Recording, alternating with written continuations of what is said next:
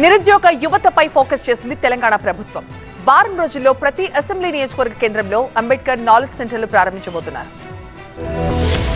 గ్రామీణ ప్రాంతాల్లో నిరుద్యోగులపై దృష్టి పెట్టాలన్నారు తెలంగాణ డిప్యూటీ సీఎం భట్టి విక్రమార్క. నిరుద్యోగ యువతకు ఉపాధి కల్పించే అంశాన్ని చాలా సీరియస్ గా తీసుకోవాలంటూ పంచాయతీరాజ్ శాఖ అధికారులను ఆదేశించారు డిప్యూటీ సీఎం. సచివాలయంలో పంచాయతీరాజ్ గ్రామీణాభివృద్ధి శాఖ ఆర్డబ్ల్యూఎస్ బడ్జెట్ సమీక్ష సమావేశంలో డిప్యూటీ సీఎం మల్లు భట్టి విక్రమార్క, పంచాయతీరాజ్ శాఖ మంత్రి సీతక్క పాల్గొన్నారు. గ్రామీణ యువత ఉపాధి లేక అనేక ఇబ్బందులు పడుతున్నారని, వాళ్ళను అలా వదిలేస్తే సమాజం ఇబ్బంది పడుతుందని వివరించారు డిప్యూటీ సీఎం. గ్రామీణాభివృద్ధి శాఖ ఆధ్వర్యంలో కొనసాగుతున్న స్కిల్ డెవలప్మెంట్ సెంటర్ ను హైదరాబాద్ కే పరిమితం చేయకుండా పాత ఉమ్మడి జిల్లా కేంద్రాల్లో స్కిల్ డెవలప్మెంట్ సెంటర్ ఏర్పాటు చేయాలని ఆదేశించారు. పంచాయతీరాజ్ శాఖ ఆధ్వర్యంలోని ఉపాధి కల్పన మార్కెటింగ్ మిషన్ ఆధ్వర్యంలో ఇప్పటి వరకు ఎంతమందికి శిక్షణ ఇచ్చారు, వారి ప్రెజెంట్ సిచ్యువేషన్ ఏంటి అనే వివరాలను సేకరించాలని అధికారుల్ని ఆదేశించారు. హైదరాబాద్ లో సాఫ్ట్వేర్ కంపెనీలతో అనుసంధానం చేసుకుని ఉపాధి కల్పించే అంశంపై దృష్టి పెట్టాలన్నారు. రాబోయే వారం రోజుల్లోనే ప్రతి నియోజకవర్గ కేంద్రంలో అంబేద్కర్ నాలెడ్జ్ సెంటర్లు ప్రారంభించబోతున్నట్టు తెలిపారు. నిపుణులతో ఉచితంగా గ్రామీణ యువతకు శిక్షణ ఇప్పిస్తున్నామని, 4 నెలల్లోనే ఈ నాలెడ్జ్ సెంటర్ల నిర్మాణాలు సైతం పూర్తి చేస్తామన్నారు.